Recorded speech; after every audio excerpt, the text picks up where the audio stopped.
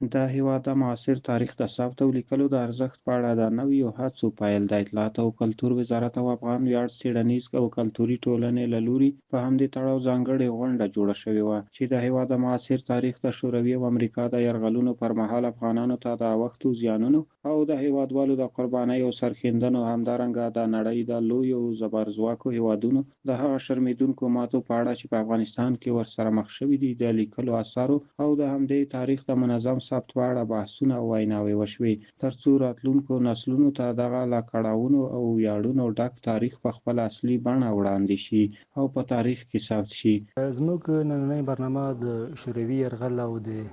شل کلن اشغال د تاریخ لیکل و. دغه تاریخ ډیر مهم دی، نو د دې خاطر چې یو معیاري تاریخ ولیکل شي راتلونکو نسلونو ته هغه حقایق چې باید ورسیږي، نو د دې په خاطر موږ غوښتل چې یو برنامه دایر وکړو ترڅو لوستونکو ته لیدونکو ته دا روحیه ورکړو چې څه ډول کولی شو موږ یو معیاري تاریخ ولرو. موږ غواړو چې راتلونکي نسلونه له حقایقو خبر شي او هغه حقایق دوی ته ورسیږي کوم چې شوي دي. مثلا په تیر کې ډېر داسې پېښ شوي دي چې تاریخ نه دی راخیستی او داسې څه به شوي وي چې تاریخ به راخیستی او تکرار به نه وي. غواړو چې هغه حقیقي تاریخ راواخلو، راتلونکو نسلونو ته ورسوو ترڅو د مورخینو د تاریخ لیکونکو په توګه موږ هم توانېدلي وو حقایق مو نړۍ ته ښودلي وي. د اطلاعاتو او کلتور وزارت مسؤلینو وویل افغانانو تل د بهرنیو یرغلګرو په وړاندې ویاړلې مبارزې کړې دي او موږ ته لازمه ده چې دغه تاریخ په رښتینې توګه ولیکو او ثبت یې کړو.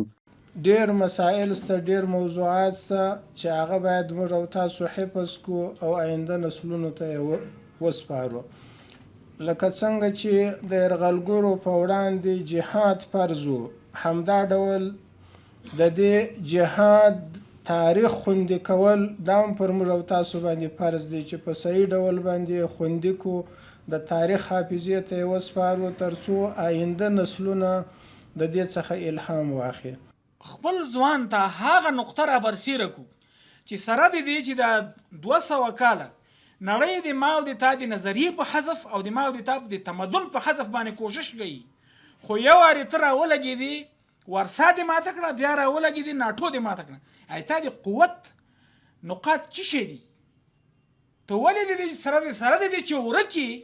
بیا هم ته نیمه نړۍ یو وارې